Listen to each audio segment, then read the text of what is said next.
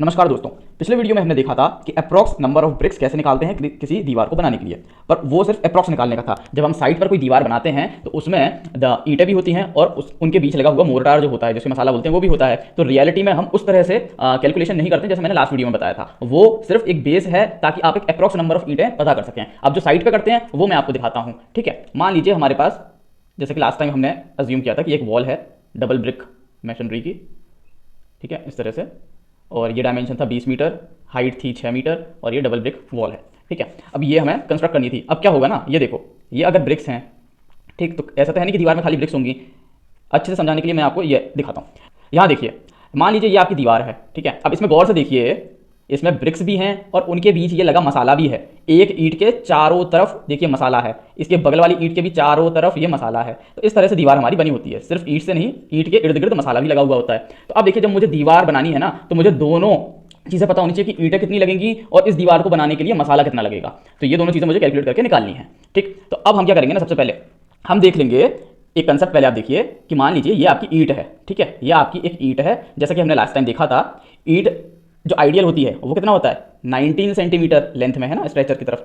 तो अब देखिए ये 19 है, इसके इर्द गिर्द हम मसाला लगाएंगे। तो आईएस कोड क्या कहता है ना कि मसाला लगा के चारों तरफ जब आप मसाला लगा दोगे तो जो ईंट का डायमेंशन होता है वो होता है 20 सेंटीमीटर, और दूसरे तरफ 10 सेंटीमीटर, और हाइट भी 10 सेंटीमीटर। ठीक है, ये आईएस कोड बोलता है। तो यानी कि क्या पता चला इससे हमें कि अगर हमारी ईंट 19 सेंटीमीटर थी तो ये जो मसाला है ना एक तरफ, ये कितना है, ये 0.5 सेंटीमीटर है। इसी तरह दूसरी तरफ भी ये जो मसाला है ये कितना है, ये भी 0.5 सेंटीमीटर है। इसीलिए जो टोटल लेंथ आ गई मसाला लगी हुई ईंट का वो कितना आ गया, 20 सेंटीमीटर। तो बस ये चीज़ आप ध्यान में रखिए कि मसाला लगी हुई ईंट का जो डायमेंशन है वो कितना होता है, 20 10 10 20 10 और 10। ठीक है, ये मसाला लगी हुई ईंट का डायमेंशन है, और बिना मसाले लगी हुई ईंट का डायमेंशन क्या था, 1999 सेंटीमीटर में। ठीक है, तो बस ये चीज़ ध्यान रखिए। अब जैसे ये ईंट थी, ठीक है, इसको अगर मैं चारों तरफ मसाला लगा दूंगा तो इस तरह से बन जाएगा ना ये। अब एक कंसेप्ट देखिए, अगर मैं आपसे बोल दूं कि मुझे इस मसाले का वॉल्यूम बताओ, ये जो इसके चारों तरफ मसाला लगा है इसका वॉल्यूम बताओ, तो मैं क्या करूंगा, मैं सबसे पहले मसाला लगाकर ईंट का कितना डायमेंशन हो रहा है, 20 10 10, ठीक है, तो उससे वॉल्यूम निकालूंगा। वॉल्यूम कैसे निकालूंगा मैं, मुझे डायमेंशन पता है 20 centimetre into 10 centimetre into 10 centimetre, तो ये एक ईंट का सेंटीमीटर क्यूब में वॉल्यूम आ गया। ठीक है, अब मुझे बिना मसाले लगी हुई ईंट का वॉल्यूम बताओ कितना होता है, 19 इंटू 9 इंटू 9, ये मैंने माइनस कर दिया। तो ये जो 461 आया है ये क्या है, यहां पे देखिए, मान लीजिए ये मसाले लगी हुई ईंट का डायमेंशन है आपके सामने। ठीक है, अब इसका मैंने वॉल्यूम निकाला।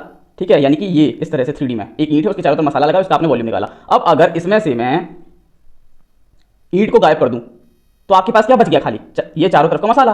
तो वही मैंने किया, पहले मैंने क्या किया, 20 इंटू 10 इंटू 10 करके मसाले लगी हुई ईंट का वॉल्यूम निकाला, उसमें से माइनस कर दिया मैंने क्या, बिना मसाले लगी ईंट का वॉल्यूम। तो ये जो माइनस होके आया है ना 461 सेंटीमीटर क्यूब, ये क्या है, ये यही चारों तरफ का जो मसाला बचा रह गया है ना, ये आपको जो दिख रहा है ये यही है। मैंने पहले क्या किया, मैंने मसाले लगी हुई ईंट का वॉल्यूम निकाला, मैंने पहले मसाले लगी हुई ईंट का वॉल्यूम निकाला और फिर उसमें से माइनस कर दिया क्या, ईंट का वॉल्यूम, तो बचा क्या रह गया, मसाला।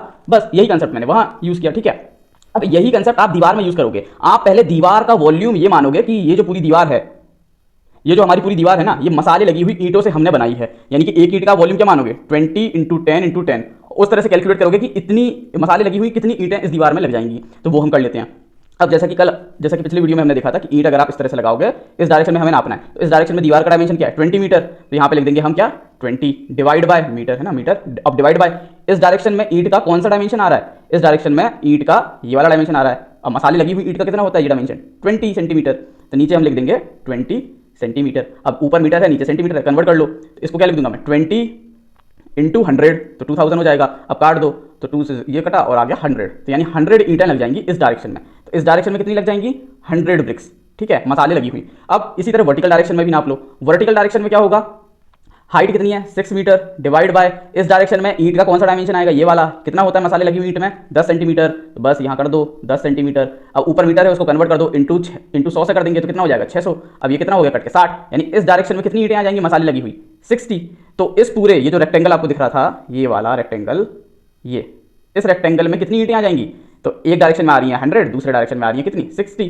तो टोटल कितना हो गया, 100 इंटू 60 यानी 6000 मसाले लगी हुई ब्रिक्स आपको इस दीवार में लग जाएंगी। ये तो एक लेयर का हुआ, ये तो डबल ब्रिक वॉल थी ना, तो इंटू 2 कर दोगे आप, तो टोटल कितना हो जाएगा, 12,000 ईंटें इस 2 ब्रिक वॉल बनाने में लग जाएंगी। ठीक है, अब ये जो नंबर आया है 12,000, ये किसका है, ये मसाला लगा के जो ईंटें हैं उनका है। अब हम निकालेंगे इतनी ही ईंटों का इतनी ही ईंटों का 12,000 ईंटों का बिना मसाला लग के वॉल्यूम कितना होगा? तो एक ईंट का वॉल्यूम बिना मसाला लग के कितना होता है? 19 इंटू 9 इंटू 9, ठीक है, ये सेंटीमीटर में डिवाइड बाय 100 कर दोगे तो मीटर में कन्वर्ट हो जाएगा। ये एक ईंट का आ गया, इंटू कर दोगे आप किससे? 12,000 से, तो 12,000 ईंटों का वॉल्यूम आ जाएगा। कितना आएगा?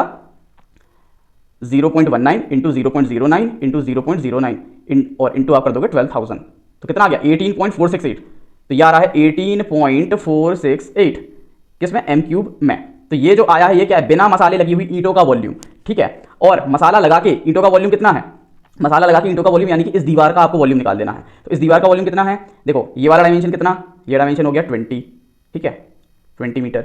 हाइट कितनी है? 6 मीटर। अब ये वाला जो है ब्रेथ, ये कितना हो जाएगा? एक ईंट कितनी होती है ऐसे में? एक ईंट होती है मसाला लग के कितने की? 10 की। 2 ईंटें हैं तो 20, तो ऐसे में 20 सेंटीमीटर। तो यहाँ पर हम निकालते हैं वॉल्यूम ऑफ वॉल,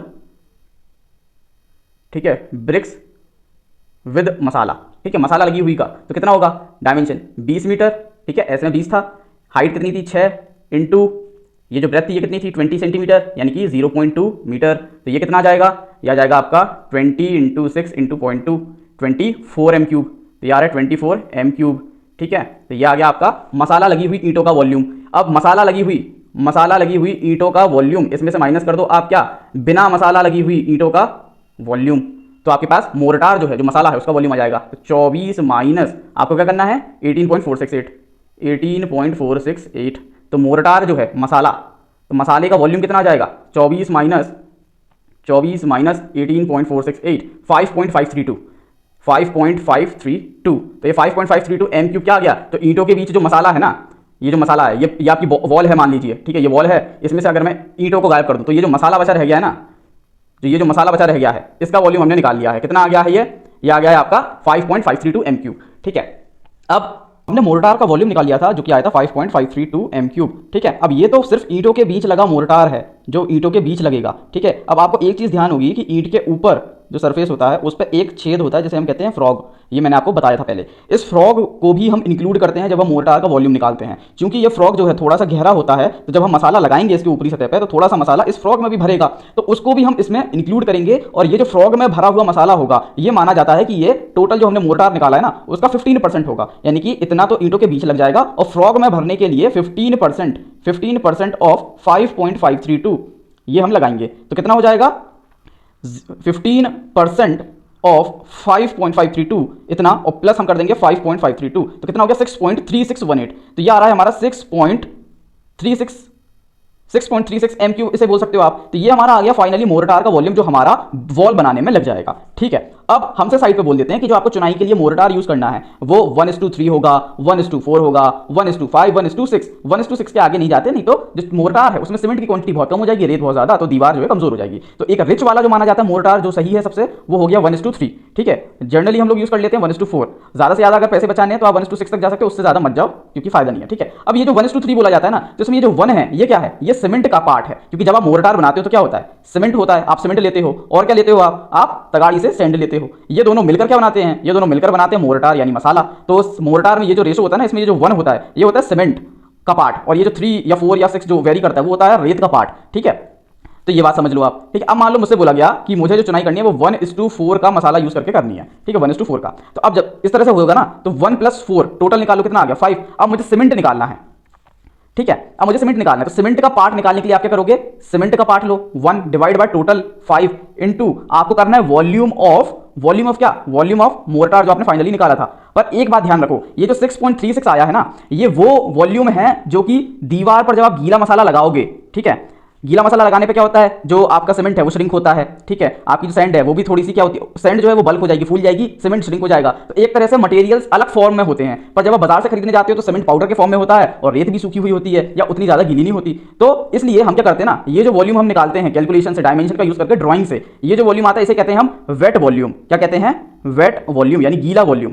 अब जब भी हमें ये जो हम सीमेंट कितना लगेगा, सैंड कितनी लगेगी, ये निकालते हैं ना, तो ये यहां पर जो हमें वॉल्यूम यूज करना है वो वॉल्यूम कौन सा होगा? वो वॉल्यूम होगा ड्राई वॉल्यूम। तो यानी कि एक कन्वर्जन करना पड़ेगा। हम जो ड्राइंग से निकालते हैं डायमेंशन से वो होता है वेट वॉल्यूम, गीला वॉल्यूम। इसको कन्वर्ट करना पड़ेगा हमें किसमें, ड्राई वॉल्यूम में, ठीक है। और ये कैसे करेंगे, जब आप मोर्टार निकाल लिया, प्लास्टर निकाल लो तो इंटू कर दोगे 1.33 से। जब आप कॉन्क्रीट निकाल रहे हो तो आप इंटू करोगे 1.54 से, वो मैं आगे आपको बता दूंगा। तो यहाँ पे हम मोर्टार का कैलकुलेशन कर रहे हैं, तो इसलिए वेट वॉल्यूम को 1.33 से मल्टीप्लाई करेंगे हम, वेट वॉल्यूम को इंटू करेंगे 1.33 से, तो ये आ जाएगा हमारा ड्राई वॉल्यूम यानी 8.46। तो ये हमारा ड्राई वॉल्यूम कितना आ रहा है, ड्राई वॉल्यूम आ रहा है 8.46 m3। तो इसको हम यहाँ प्लेस कर देंगे यहाँ पर, ठीक है। तो सीमेंट का पार्ट निकालना है तो सीमेंट का लिया प्रोपोर्शन और नीचे टोटल इंटू 8.46। तो सीमेंट कितना आ गया हमारे पास, सीमेंट आ गया है 1/5 ऑफ 8.46, 1.692 m3, 1.692 m3, यह आ गया सीमेंट का पार्ट। अब ये m3 में है, हम तो बाजार में जब सीमेंट लेने जाते हैं तो वो बैग में मिलता है। अब जो एक बैग ऑफ सीमेंट होता है ना, बोरा, उसमें कितना आता है, 50 kg सीमेंट आता है, ठीक है।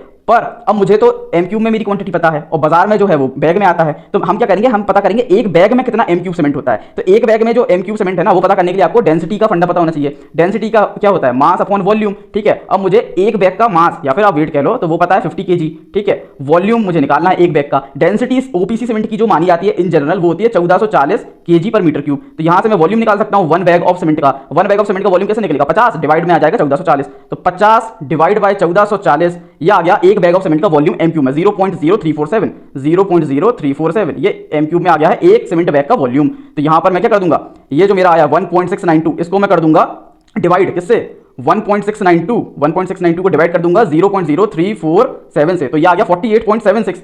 48.76 क्या, 48.76 बैग ऑफ सीमेंट। अब 0.76 है तो इसको मैं अप्रॉक्स ले सकता हूं 49 बैग ऑफ सीमेंट लग जाएगा। अब सैंड का मुझे निकालना है कि सैंड मेरी कितनी लग जाएगी, तो सैंड निकालने के लिए आप करोगे सैंड का part low 4 divide by total into आप ड्राई वॉल्यूम। ड्राई वॉल्यूम कितना आ रहा था हमारा, ड्राई वॉल्यूम आ रहा था 8.46, 8.46, तो ये कितना आ जाएगा सैंड 4/5 इंटू 8.46 यानी 6.768 m3 आपकी क्या लग जाएगी, रेत लग जाएगी। अब इस m3, क्योंकि रेत जो है वो डंपर में आती है क्यूबिक फीट के हिसाब से, कोई किलो बनाते हो तो आप इसको क्यूबिक फीट में कन्वर्ट कर सकते हो या फिर आप ऐसे ही छोड़ सकते हो। तो यहाँ आपने देखा कि एक वॉल को बनाने के लिए कितनी ईंटें लगेंगी और कितनी मसाला लगेगा जो मोर्टार का वॉल्यूम है, और उस मोर्टार को बनाने के लिए कितने बैग ऑफ सीमेंट और कितनी सैंड लगेगी, यह आपने यहाँ निकालना सीखा है। इसके आगे हम अगली वीडियोज में कंटिन्यू करेंगे।